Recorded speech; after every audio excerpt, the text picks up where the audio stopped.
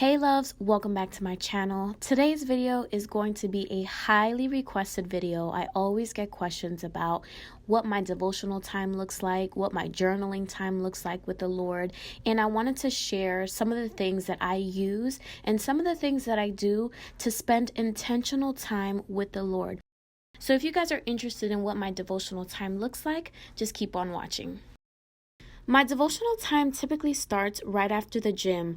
I go ahead and take a shower, make myself comfortable, grab myself a cup of coffee or tea, and just head to my room. To be quite honest with you, my room or my space is like a sanctuary to me, which is why I like to set the ambiance or the atmosphere in my room. I do get asked all the time if I have a Spotify, and I actually do, and I've created a devotional/journal time playlist that I actually use while I am in my devotional time. I'll make sure I'll link it below so that those of you who are interested in following it, you can go ahead and follow. After setting the music, I go ahead and grab my journal, my devotional, and my Bible. After setting the atmosphere, one of the things that I actually start my devotional time with is prayer. Now, you could pray at any point of the day, but I like to start with prayer just to kind of show my gratitude and to set the room. You want to definitely make sure that you put your phone on Do Not Disturb or your watch or whatever it is that's going to bring distractions.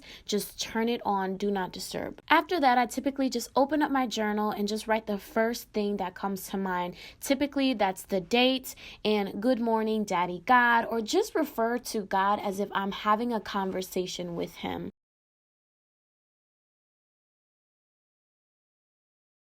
I then head over to whatever devotional I'm using at the present time. Right now, it's the AWAKEN Devotional by Priscilla Shirer. I actually talk more in depth about this devotional in my January favorites video, but one of the things that I find so important is to find a good devotional.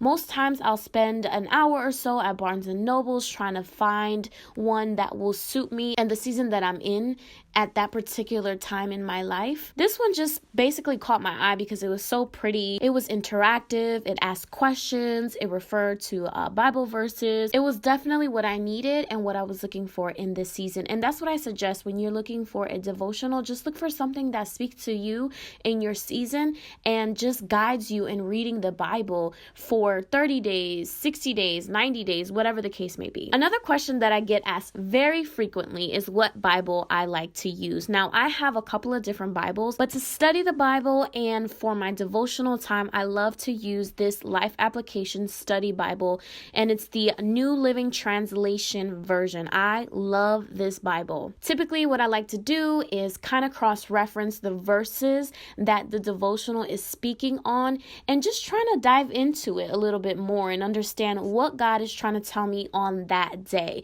I don't like to spend time just to spend time in my room. I like to make it an intentional time of devotion and of journaling and of revelation. It's just like a relationship. When you're in a relationship with someone, whether it be friendship or a marriage, you spend time with that person, you communicate with that person, and that person communicates with you. That should be the type of attention that you're drawing and that you're giving God so that you guys can just maintain this connection as you live your life out.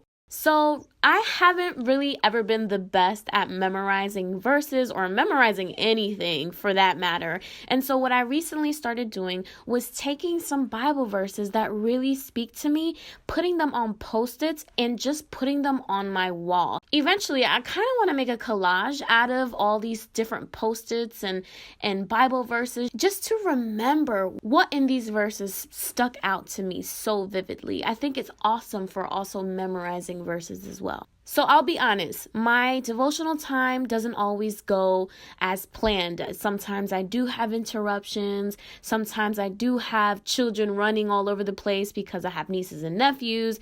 You hear the dogs. It's just a bunch of things going on. But I do want to encourage those who commute maybe early in the morning or who have children who feel like they can't find time. I want to encourage you to even try to find 5 minutes of your day to really devote yourself to just seeking the word of God and just seeking what it is that he wants to tell you in this season, and just expressing yourself, just telling him what you're feeling, what your desires are.